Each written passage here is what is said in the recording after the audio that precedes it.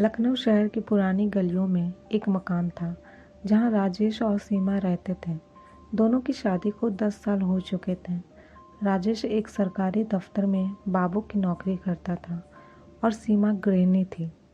शुरुआती सालों में दोनों ने बड़ी उम्मीदें लगाई थी कि उनका घर बच्चों की किलकारियों से गूंजेगा, लेकिन वक्त बीतता गया और हर साल डॉक्टर के पास सिर्फ निराशा ही मिली। समाज की तानेबाजी उनकी तकलीफ को और गहरा कर देती। सीमा हर बार ये सुनकर चुपचाप रोती। राजेश उसे संभालता, लेकिन अंदर से खुद भी टूटता जा रहा था।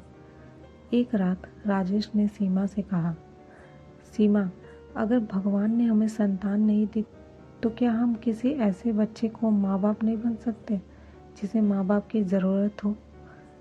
सीमा की आंखों से आंसू गिर पड़े, लेकिन होठों पर हल्की मुस्कान आई। हाँ, क्यों नहीं राजेश, हम किसी अनाथ को सहारा देंगे। कुछ दिनों बाद दोनों शहर के अनाथालय पहुँचे। वहाँ सैकड़ों बच्चे थे। कोई खेल रहा था, कोई शरारत कर रहा था, तो कोई रो रहा था। लेकिन कोने में बैठा एक बच्चा सबसे अलग था। करीब 5 साल का, दुबला पतला, फटी हुई कमीज, लेकिन आंखों में उसकी गहराई थी। वह किसी किताब के पन्ने पलट रहा था, मानो शब्दों में खोया हो। सीमा का दिल उसकी तरफ खींचा जा रहा था। वह बच्चे के पास गई और पूछा, बेटा, तुम्हारा नाम क्या है? बच्चा हिचकिचाया, फिर धीमे से बोला, आरव। राजेश और सीमा ने उसी पल फैसला कर लिया, यही हमारा बेटा होगा। औपचारिकताएं पूरी करके वे आरव को घर ले आए। सीमा ने पहली बार जब उसे अपनी गोदी में लिटाया तो महसूस किया मानो उसके दिल का खालीपन भर गया हो। आरव शुरू में चुप चुप रहता, डरता था कि कहीं ये लोग भी उसे छोड़ ना दें, लेकिन धीरे धीरे उसने सीमा को माँ और राजेश को पापा कहना शुरू कर दिया। घर में जैसे बाहर आ गई। दीवारें जो पहले सन्नाटे से गूंजती थी, अब खिलखिलाहट से भर गई। आरव की एक खासियत थी, पढ़ाई के प्रति उसका जुनून। गुड़ियों या खिलौनों में उसका मन नहीं लगता था, लेकिन किताबों के पन्नों में वह घंटों खोया रहता। राजेश अक्सर हंसकर कहता, ये तो बड़ा होकर बड़ा आदमी बनेगा। समय पंख लगाकर उड़ता गया। आरव स्कूल में हमेशा सबसे आगे रहा। टीचर्स कहते, ये बच्चा असाधारण है, लेकिन ज़िंदगी हर किसी की परख लेती है। राजेश की अचानक नौकरी चली गई। सीमा को डायबिटीज़ और किडनी की दिक्कतें शुरू हो गईं। घर की हालत खराब हो गई। आरव ने हालात देखे और तय किया, मैं पढ़ाई करूँगा, लेकिन अब माँ पापा को संभालना भी मेरी जिम्मेदारी है। कॉलेज में उसने एक बड़ी टेक्नोलॉजी प्रतियोगिता में हिस्सा लिया।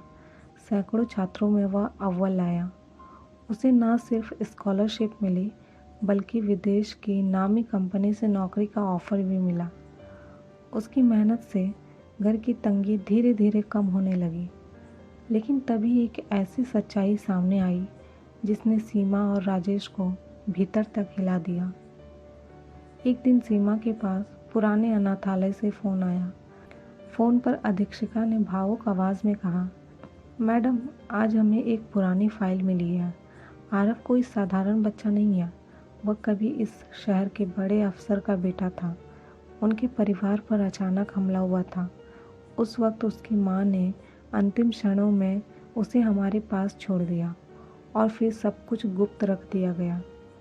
यह सुनकर राजेश और सीमा स्तब्ध रह गए, लेकिन इससे पहले कि वो कुछ बोल पाते, आरव ने मुस्कुराते हुए कहा, माँ पापा, मुझे फ़र्क नहीं पड़ता कि मैं किसका बेटा था। मेरी असली दुनिया तो आप दोनों ही हैं। उसकी मासूम बातों ने सीमा को भीतर तक छू लिया। वह फूट फूट कर रो पड़ी और आरव को सीने से लगा लिया। समय बीता। आरव ने पढ़ाई पूरी की और एक सफल इंजीनियर बन गया, पर उसका सपना केवल करियर तक सीमित नहीं था। उसने अनाथ बच्चों के लिए नई रोशनी ट्रस्ट की स्थापना की। यहीं से वह गरीब बच्चों की पढ़ाई, इलाज और उनके भविष्य की जिम्मेदारी उठाने लगा। सब कुछ सही चल रहा था कि अचानक एक दिन सीमा की तबीयत बिगड़ गई। डॉक्टरों ने किडनी ट्रांसप्लांट की सलाह दी। आरव ने बिना एक क्षण गंवाए अपनी किडनी देने का निर्णय लिया। ऑपरेशन सफल रहा। होश में आते ही सीमा ने आरव का हाथ थामकर कहा, बेटा तू हमारे लिए ईश्वर का सबसे अनमोल उपहार है। रिश्ते खून से नहीं, दिल और त्याग से बनते हैं, और तूने हमें दुनिया का सबसे अमीर इंसान बना दिया। राजेश की आंखें भीग गईं।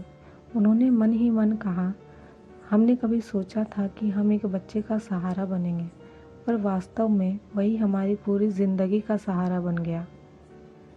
रिश्ते हमेशा खून से नहीं, बल्कि अपनेपन और बलिदान से गढ़े जाते हैं। कभी जिस बच्चे को हम सहारा देते हैं, वही जीवन में हमारी सबसे बड़ी ताकत बनकर सामने आता है।